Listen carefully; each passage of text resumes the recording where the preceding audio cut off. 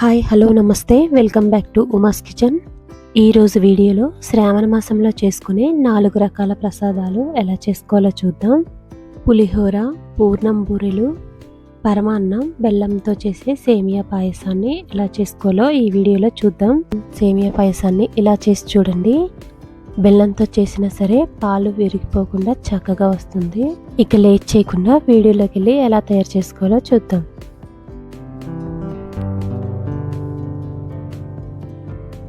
ముందుగా స్టవ్ మీద ఒక ప్యాన్ పెట్టుకొని 1 స్పూన్ నెయ్యి వేడి చేసుకోవాలి. నెయ్యి వేడెక్కిన తర్వాత 1 స్పూన్ కొబ్బరి ముక్కలు వేసుకొని 1/2 నిమిషం పాటు వేయించుకోవాలి. 1/2 నిమిషం కొబ్బరి ముక్కలు వేయించుకున్న తర్వాత జీడిపప్పు, బాదం పప్పుని కూడా చిన్న ముక్కలుగా కట్ చేసుకొని వేసుకోవాలి. ఇవి లైట్గా కలర్ చేంజ్ అయ్యే వరకు లో ఫ్లేమ్లో వేయించుకోవాలి. జీడిపప్పు ముక్కలు 1/2 నిమిషం వేగిన తర్వాత 1 స్పూన్ కిస్మిస్ కూడా వేసుకొని వేయించుకోవాలి. ఇలా వేగిన తర్వాత ఒక ప్లేట్లోకి తీసుకుని పక్కన పెట్టేసుకుందాం. ఇప్పుడు స్టవ్ మీద ఇదే ప్యాన్ పెట్టుకొని 1 కప్పు సేమియా వేసుకొని లో ఫ్లేమ్లో వేయించుకోవాలి. సేమియా ఇలా లైట్గా కలర్ చేంజ్ అయ్యే వరకు 2 నిమిషాలు వేయించుకుంటే సరిపోతుంది. ఇప్పుడు స్టవ్ ఆఫ్ చేసి సేమియాని పక్కన పెట్టేసుకుందాం. ఇప్పుడు స్టవ్ మీద ఒక గిన్నె పెట్టుకొని 2 టేబుల్ స్పూన్ల బెల్లం వేసుకొని కరిగించుకోవాలి. ఇలా కరిగించుకున్న బెల్లాన్ని కూడా ఒక పక్కన పెట్టేసుకుందాం. ఇప్పుడు సేమియా చేసుకోవడానికి స్టవ్ మీద ఒక గిన్నె పెట్టుకొని 1/2 లీటర్ వరకు నీళ్లు వేసుకోవాలి. ఇలా నీళ్లు మరుగుతుండగా 1 టేబుల్ స్పూన్ శనగపప్పును 1 గంట నానబెట్టి తీసుకున్నాను. ఈ శనగపప్పు ఒక 2 నుంచి 3 నిమిషాల వరకు ఉడికించుకోవాలండి. ఒక 2 నిమిషాలు ఉడికించుకున్న తర్వాత వేయించి పెట్టుకున్న సేమియాని వేసుకొని ఉండలు కట్టకుండా కలుపుకోవాలి. ఇలా కలుపుకుంటూ సేమియాని కూడా 3 నుంచి 4 నిమిషాలు ఉడికించుకోవాలండి. సేమియా తొందరగానే ఉడికిపోతుందండి. ఇలా సేమియా పూర్తిగా ఉడికిన తర్వాత కాచి చల్లార్చిన పాలు 1 కప్పు వరకు వేసుకోవాలండి. మీకు కావాలనుకుంటే పచ్చిపాలు కూడా వేసుకొని హై ఫ్లేమ్లో మరిగించుకుంటే సరిపోతుంది. పాలు వేసిన తర్వాత పాలు 1 నిమిషం మరిగే వరకు ఇలా కదుపుకుంటూనే ఉండాలి. మీరు సగ్గుబియ్యం కనుక వేసుకోవాలనుకుంటే శనగపప్పు వేసినప్పుడు వేసి ఉడికించుకోవాలండి.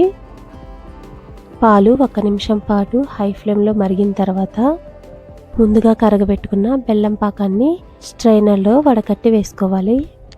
అలాగే వేయించి పెట్టుకున్న జీడిపప్పు, కిస్మిస్, 1 చిటికెడు యాలకుల పొడి కూడా వేసుకొని బాగా కలిసేటట్టు కలుపుకోవాలి. ఇలా హై ఫ్లేమ్లో 1 నిమిషం పాటు మరిగిన తర్వాత స్టవ్ ఆఫ్ చేసేసుకోవాలండి. అంతేనండి, బెల్లం సేమియా రెడీ అయిపోయింది. ఈ బెల్లం సేమియాని 10 నిమిషాల్లో రెడీ చేసుకోవచ్చండి. ఇప్పుడు పులిహోరని ఎలా చేసుకోవాలో చూద్దాం.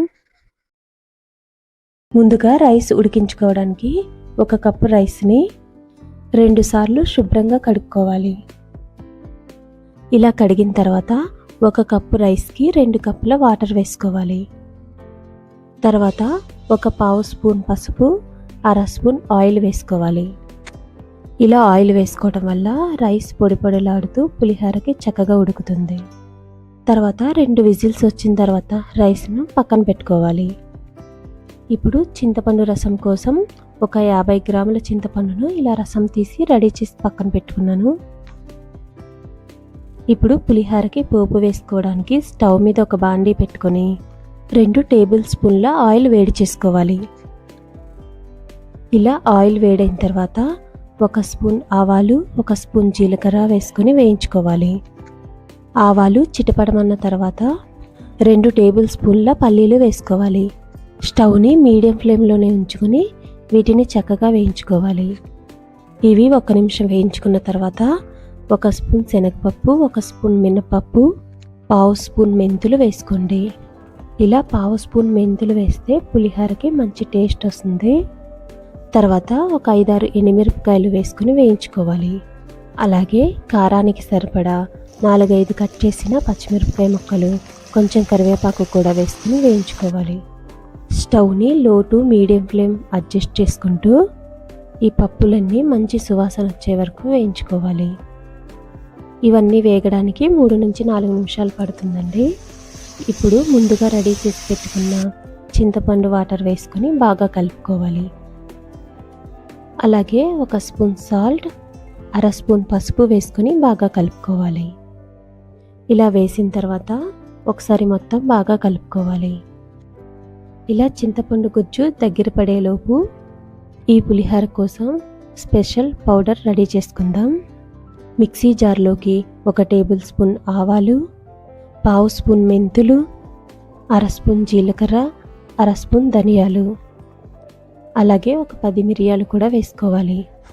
చివరిగా 1 టేబుల్ స్పూన్ నువ్వులు వేసుకోవాలి. అలాగే 1/2 ఇంచ్ అల్లం ముక్క కూడా వేసుకోండి. వీటిని మెత్తగా గ్రైండ్ చేసి పక్కన పెట్టుకుందాం. ఇలా ఉడుకుతున్న చింతపండు గుజ్జులోకి పులుపు బ్యాలెన్స్ చేయడానికి 1/2 స్పూన్ బెల్లం పొడి వేసుకోండి. గ్రైండ్ చేసి పెట్టుకున్న పొడి కూడా వేసుకోవాలి. మనం పచ్చివి గ్రైండ్ చేసుకున్నాం కాబట్టి ఇలా ఒకసారి ఆయిల్లో వేగనివ్వాలి. ఇలా పొడి వేయటం వలన గుడిలో పెట్టే ప్రసాదం పులిహోర టేస్ట్ వస్తుందండి. చింతపండు గుజ్జు దగ్గర పడే వరకు ఇలా కదుపుకుంటూ ఉడకనివ్వాలి. ఒక 5 నిమిషాలకి చింతపండు గుజ్జు రెడీ అయిపోయింది. ఇప్పుడు స్టవ్ ఆఫ్ చేసుకుని పక్కన పెట్టుకోవాలి. ఇప్పుడు దీనిలోకి ముందుగా చల్లారి పెట్టుకున్న రైస్ వేసుకోవాలి. రైస్ కూడా మెత్తబడకూడదండి. ఇలా పొడి పొడిలాడుతూ ఉంటేనే పులిహోరకి మంచి టేస్ట్ వస్తుంది. ఈ రైస్లోకి పులిహోర గుజ్జు మొత్తం కలిసేటట్టు బాగా కలుపుకోవాలి. లాస్ట్లో సాల్ట్ ఏమన్నా సరిపోకపోతే కొంచెం వేసుకుని కలుపుకోవాలి. నాకైతే సాల్ట్, పులుపు అన్నీ కరెక్ట్గా సరిపోయినాయండి. అంతేనండి, రెడీ అయిపోయింది మన ప్రసాదం పులిహోర. టేస్ట్ అయితే చాలా చాలా బాగుంటుంది. ఇప్పుడు పూర్ణం బూరెలు ఎలా చేసుకోవాలో చూద్దాం. ఈ బూరెల కోసం శనగపప్పు 1 కేజీ తీసుకోవాలి. శనగపప్పుని 2 సార్లు శుభ్రంగా కడుక్కొని అర్ధగంట వరకు నానబెట్టుకోవాలి. ఇప్పుడు కొబ్బరి తురుముకోవడానికి ఒక పెద్ద సైజు కొబ్బరికాయని ఇలా ముక్కలుగా కట్ చేసుకొని ఇలా మెత్తగా మిక్సీ పట్టి పక్కన పెట్టుకోవాలి. ఇప్పుడు శనగపప్పుని ఉడకబెట్టుకోవడానికి ఒక గిన్నెలోకి వేసుకొని పప్పు ములిగే వరకు నీళ్లు వేసుకోవాలి. శనగపప్పు పొంగు వచ్చే వరకు మూత పెట్టుకుని ఉడకనివ్వాలి. ఇదే ప్రాసెస్లో మనం గ్యాస్ స్టవ్ మీద కూడా చేసుకోవచ్చండి. ఇదే పప్పుని కుక్కర్లో 3 నుంచి 4 విజిల్స్ వస్తే సరిపోతుందండి. పప్పుని మరీ మెత్తగా ఉడికించుకోవాల్సిన అవసరం లేదండి. జస్ట్ ఇలాగా చేతితో నలిపితే నలిగేటట్టుంటే సరిపోతుంది. ఇలా పప్పు ఉడికిన తర్వాత పప్పులోని నీళ్లు మొత్తం తీసేయడానికి ఇలాంటి జాలగన్నెలోకి పప్పుని వడకట్టుకోవాలి. పప్పు మొత్తం ఇలా ఒక గిన్నెలోకి వేసిన తర్వాత పైన ఇలా ప్రెస్ చేస్తే పప్పులోని ఏమన్నా వాటర్ ఉంటే వచ్చేస్తుందండి. ఇలా పప్పులోని నీళ్లు మొత్తం వడకట్టిన తర్వాత అదే గిన్నెలోకి వేసుకొని 1 కేజీ శనగపప్పుకి 1 కేజీ తురిమిన బెల్లం తీసుకోవాలండి. ముందుగా రెడీ చేసి ఉంచిన కొబ్బరి కూడా వేసుకొని మొత్తం బాగా కలిసేటట్టు కలుపుకోవాలి. ఇలా మొత్తం కలిపిన తర్వాత చిన్న మంట మీద పెట్టుకొని ఇలా కదుపుకుంటూ ఉడికించుకోవాలి. ఇలా ఉడుకుతుండగానే 1 స్పూన్ యాలకుల పొడి కూడా వేసుకొని బాగా కలుపుకోవాలి. ఒక 10 నిమిషాలకి బెల్లం మొత్తం కరిగి ఇలా పాకంలా వస్తుంది. ఇలా పప్పు మొత్తం దగ్గర పడే వరకు కదుపుకుంటూనే ఉండాలండి, లేకపోతే పప్పు అడుగంటుతుంది. పప్పు ఇలా దగ్గర పడిన తర్వాత తీపి చూసుకుని సరిపోకపోతే చక్కెర కానీ బెల్లం కానీ కొంచెం వేసుకోవచ్చు. పప్పు ఇలా దగ్గర పడిన తర్వాత కొంచెం ప్లేట్లోకి తీసుకొని ఉండ అవుతుందో లేదో చెక్ చేసుకోవాలి. ఉండ అవ్వకపోతే మరో 5 నిమిషాలు ఇలా కదుపుకుంటూ ఉడికించుకోవాలి. ఇలా 5 నిమిషాలు ఉడికించుకున్న తర్వాత ఈ విధంగా ఉండలా తయారైంది. ఇప్పుడు ఈ పూర్ణాన్ని పక్కన పెట్టి చల్లారి పెట్టుకోవాలి. పప్పుని ఇదే గిన్నెలో ఉంచేస్తే అడుగున మాడిపోతుందండి. వేరే గిన్నెలోకి తీసుకుని చల్లారి పెట్టుకోవాలి. ఇప్పుడు పూర్ణం అయితే రెడీ అయిపోయిందండి. ఇప్పుడు సోయా పిండి చేసుకోవడానికి 1/2 కేజీ మినపప్పు తీసుకోవాలి. ఈ మినపప్పుని నానబెట్టకుండా మెత్తగా మిక్సీ వేసి జల్లించుకోవాలి. ఇదే విధంగా పిండిని మొత్తం రెడీ చేసి పక్కన పెట్టుకోవాలి. 1/2 కేజీ మినపప్పుకి 1 కేజీ బియ్యం తీసుకోవాలండి. బియ్యాన్ని 2-3 సార్లు కడుక్కొని 2 గంటల వరకు నానబెట్టుకోవాలి. 2 గంటల తర్వాత ఇలా ఒక జాల గిన్నెలోకి వేసుకొని నీళ్లు మొత్తం వడకట్టుకోవాలి. ఇలా బియ్యాన్ని వేసిన తర్వాత 10 నిమిషాలు ఇలా వదిలేయాలండి. నీళ్లు మొత్తం వాడిన తర్వాత ఒక కాటన్ క్లాత్ పైన బియ్యాన్ని మొత్తం వేసుకొని ఆరబెట్టుకోవాలి. ఇలా 1 గంట ఆరబోసుకుంటే సరిపోతుంది. 1 గంట బియ్యం ఆరిన తర్వాత ఇలా మెత్తగా మిక్సీ పట్టుకోవాలి. బియ్యాన్ని కూడా ఇదే విధంగా జల్లించుకుంటూ మెత్తగా మిక్సీ పట్టుకోవాలి. ఇప్పుడు బియ్యం పిండి కూడా రెడీ అయిపోయిందండి. ఒక గిన్నెలోకి మినప్పిండి, బియ్యం పిండి కూడా వేసుకొని బాగా కలుపుకోవాలి. నీళ్లు కొంచెం కొంచెం పోసుకుంటూ ఈ విధంగా గట్టిగా కలుపుకోవాలి. పిండి మరీ పల్చగా కాకుండా ఈ విధంగా వీడియోలో చూపిస్తున్నట్టు గట్టిగా ఉండాలి. ఇలా పిండిని కలిపేటప్పుడు 2 స్పూన్ల బొంబాయి రవ్వ కూడా వేసుకోండి. ఇలా కలిపిన పిండిని నైట్ అంతా పులవనివ్వాలి. ఈ ప్రాసెస్ అంతా ముందు రోజే చేసుకోవాలండి. సోయా పిండి కూడా రెడీ అయిపోయింది. ఇప్పుడు చల్లారి పెట్టుకున్న పూర్ణాన్ని ఇలా ఉండల్లాగా రెడీ చేసుకోవాలి. మనకి ఏ సైజు కావాలో ఆ సైజులో చేసుకోవాలండి. ఇదే విధంగా పూర్ణం ఉండలన్నీ రెడీ చేసి పక్కన పెట్టుకోవాలి. ముందు రోజే రెడీ చేసి పెట్టుకున్న సోయా పిండిలో నుంచి కొంచెం పిండి పక్కకు తీసుకోవాలి. మిగతా పిండిలో వాటర్ వేసుకొని బూరెలు వేసుకోవడానికి కన్సిస్టెన్సీకి తగ్గట్టుగా పిండిని కలుపుకోవాలి. పిండిని ఇలా ఉండలు లేకుండా కలుపుకోవాలి.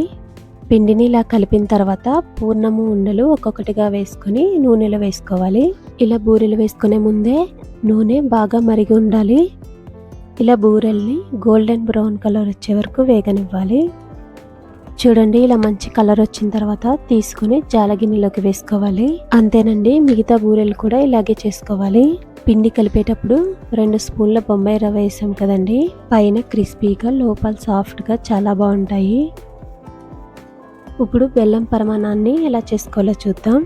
ముందుగా స్టవ్ ఆన్ చేసి ప్యాన్లో 1/2 కప్పు వరకు పెసరపప్పు తీసుకోవాలి. స్టవ్ని లో ఫ్లేమ్లోనే ఉంచుకొని పెసరపప్పు కమ్మగా సువాసన వచ్చే వరకు వేయించుకోవాలి. ఇలా వేయించుకున్న పెసరపప్పుని పక్కన పెట్టుకుందాం. ఇప్పుడు 1 కప్పు బియ్యాన్ని తీసుకోవాలి. అలాగే వేయించి పక్కన పెట్టుకున్న పెసరపప్పును కూడా వేసుకోవాలి. వీటిని శుభ్రంగా 2 సార్లు కడిగిన తర్వాత 1 కప్పు బియ్యానికి 4 కప్పుల వాటర్ వేసుకోవాలి. ఇలా నీళ్లు పోసిన తర్వాత 1 కప్పు పాలు పోసుకోవాలి. మీకు కావాలనుకుంటే పాలు ఎక్కువ పోసుకొని నీళ్లు తక్కువ పోసుకోవచ్చు. ఇలా గరిటెతో మొత్తం ఒకసారి కలుపుకొని స్టవ్ మీద పెట్టుకోవాలి. తర్వాత 2 స్పూన్ల శనగపప్పును ఇలా కడిగి తీసుకోవాలండి. ఈ పరమాన్నంలోకి 2 స్పూన్ల శనగపప్పు వేయటం వల్ల టేస్ట్ కూడా చాలా బాగుంటుంది. ఇలా శనగపప్పు వేసిన తర్వాత ఒకసారి మొత్తం బాగా కలిసేటట్టు కలుపుకోవాలి. స్టవ్ని హై ఫ్లేమ్లో ఉంచుకొని పాలను 1 పొంగు రానివ్వాలి. బియ్యం శనగపప్పు అడగంటకుండా మధ్యలో ఒకసారి కదుపుకుంటూ ఉండాలి. ఇలా 1 పొంగు వచ్చిన తర్వాత 15 నిమిషాలు మీడియం ఫ్లేమ్లో ఉడికించుకోవాలి. చూడండి, 15 నిమిషాల తర్వాత చక్కగా ఉడికిపోయింది. రైస్ ఉడికిందో లేదో ఇలా పట్టుకొని చూస్తే తెలిసిపోతుంది. రైస్ అనేది మనకి పర్ఫెక్ట్గా ఉడికిపోయింది. రైస్ ఏ కప్పుతో తీసుకున్నామో అదే కప్పుతో 2 కప్పుల బెల్లాన్ని తరిగి పెట్టుకోవాలి. ఇలా బెల్లాన్ని వేసిన తర్వాత మొత్తం బాగా కలిసేటట్టు కలుపుకోవాలి. ఇలా బెల్లం వేసిన తర్వాత బెల్లం కరిగి పరమాన్నం కొంచెం పలుచగా అవుతుందండి. ఈలోపు పక్క స్టవ్ మీద ఒక ప్యాన్ పెట్టుకొని 1 స్పూన్ నెయ్యి వేసుకోవాలి. నెయ్యి వేడైన తర్వాత 1 స్పూన్ జీడిపప్పు వేసుకొని వేయించుకోవాలి. ఇలా జీడిపప్పు వేగిన తర్వాత కిస్మిస్ కూడా వేసుకొని వేయించుకోవాలి. ఇలా వేయించుకున్న జీడిపప్పు కిస్మిస్ని ఒక పక్కన పెట్టుకుందాం. ఈలోపు మనకి బెల్లం కూడా చక్కగా కరిగిపోయింది. చూడండి, ఈ కన్సిస్టెన్సీ ఇలా ఉంటే సరిపోతుంది. చల్లారిన తర్వాత ఇంకా కొంచెం గట్టి పడుతుంది కాబట్టి తర్వాత స్టవ్ ఆఫ్ చేసుకుని వేయించుకున్న జీడిపప్పు కిస్మిస్ వేసుకోవాలి. అలాగే 1/2 స్పూన్ యాలకుల పొడి కూడా వేసుకొని బాగా కలిసేటట్టు కలుపుకోవాలి. మీకు కావాలనుకుంటే 1 చిటికెడు పచ్చకర్పూరం వేసుకోండి. దీని వలన గుడిలో పెట్టే ప్రసాదం టేస్ట్ వస్తుంది. అంతేనండి, ఎంతో రుచిగా ఉండే పరమాన్నం రెడీ అయిపోయింది. చూసారు కదా 4 రకాల ప్రసాదాలు ఎలా సింపుల్గా చేసుకోవచ్చు. వీడియో నచ్చినట్టయితే లైక్ చేయండి. మరిన్ని ఇలాంటి వీడియోల కోసం ఉమాస్ కిచెన్ ఛానల్ని సబ్స్క్రైబ్ చేసుకోండి. Thank you.